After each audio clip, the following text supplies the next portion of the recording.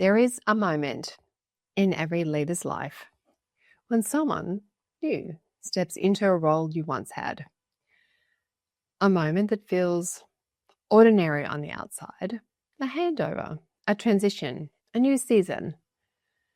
But inside, something deeper stirs. A quiet fear rises. If they take this on, what happens to me? This is the myth of replacement, the belief that being succeeded means being erased. Not professionally, existentially. Because succession doesn't just move work, it moves identity.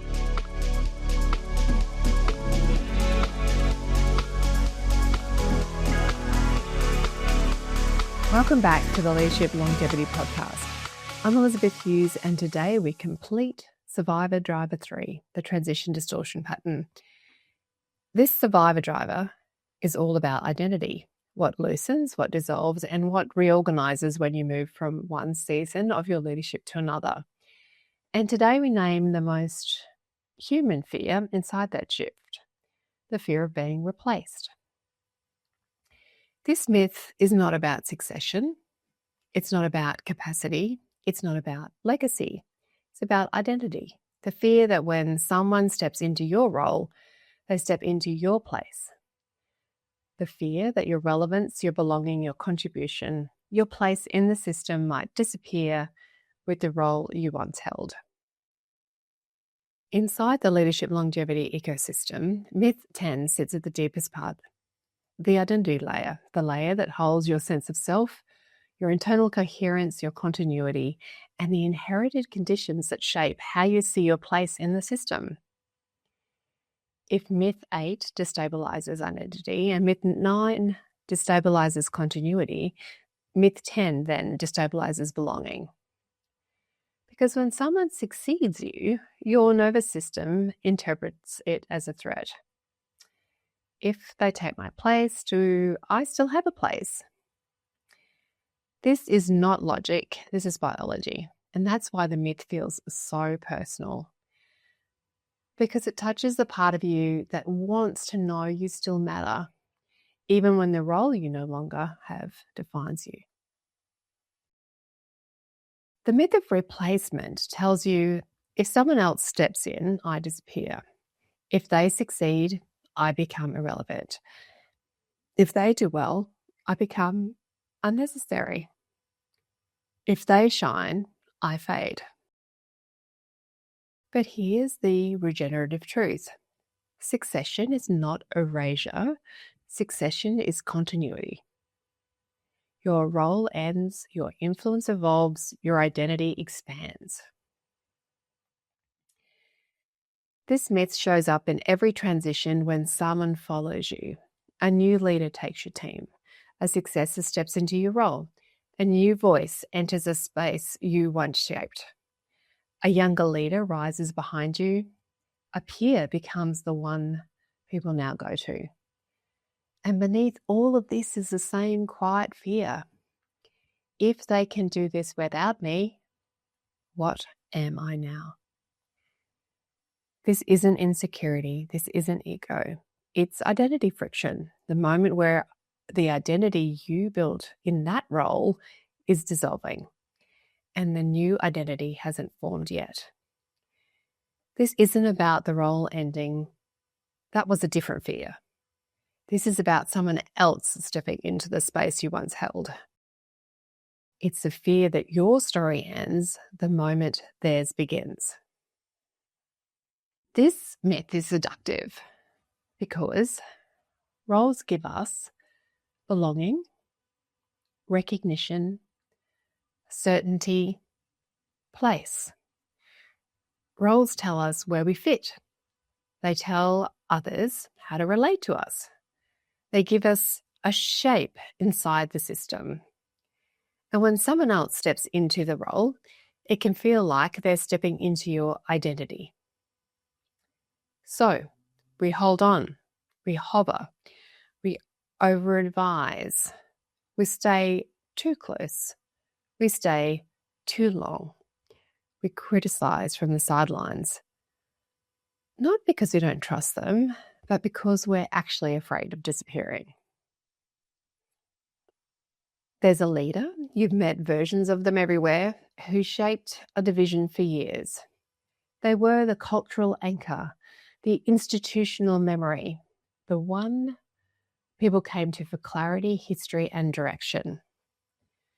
When the time came for succession, a new leader was appointed. Everyone celebrated the transition. Great choice, perfect fit, exactly what the organisation needs. But inside, the leader felt something else. If they take this on, what happens to me? In the weeks that followed, they watched the new leader step in. Fresh energy, new rhythms, new ideas. People began going to them, not out of disloyalty, but out of alignment with the new season. And the leader who stepped out felt a quiet ache. Do they still need me?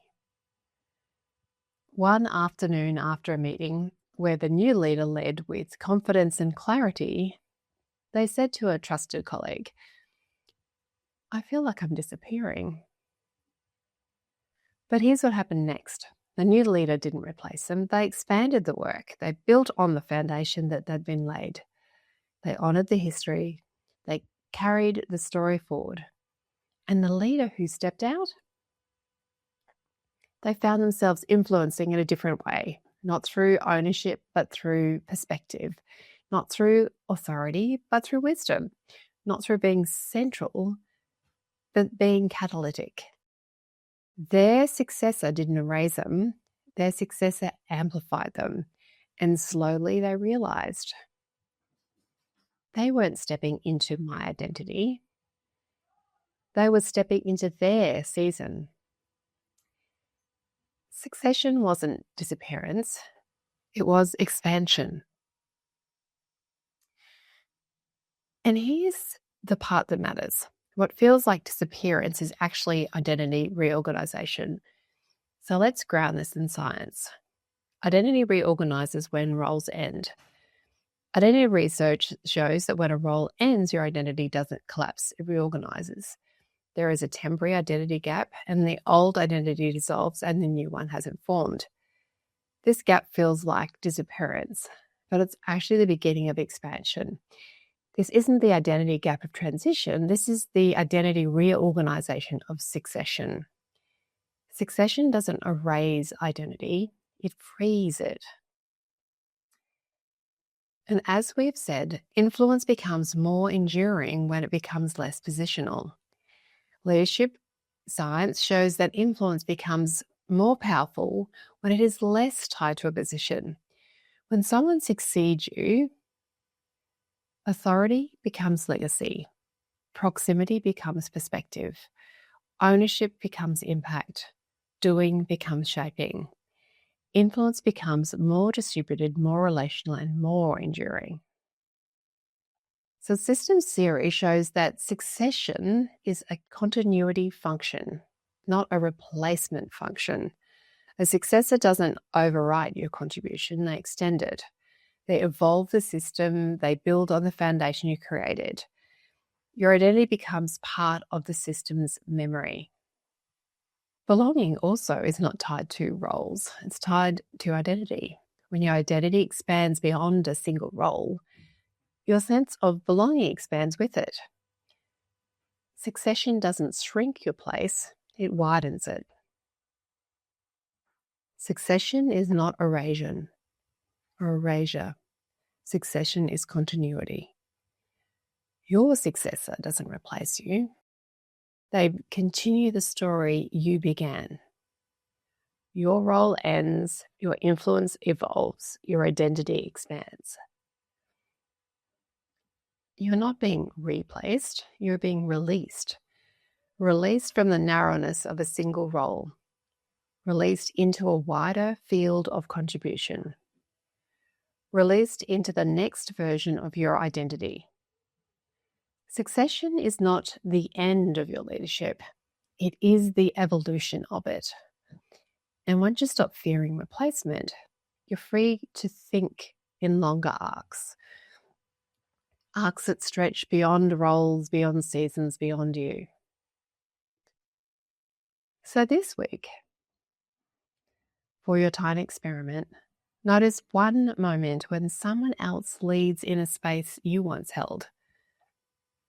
Instead of tightening, pause. Ask, what part of my identity is being released here? Then name one way your influence is expanding because you're no longer the one holding everything. For your reflective question, consider, where am I interpreting succession as erasure instead of expansion? Let the answer be honest.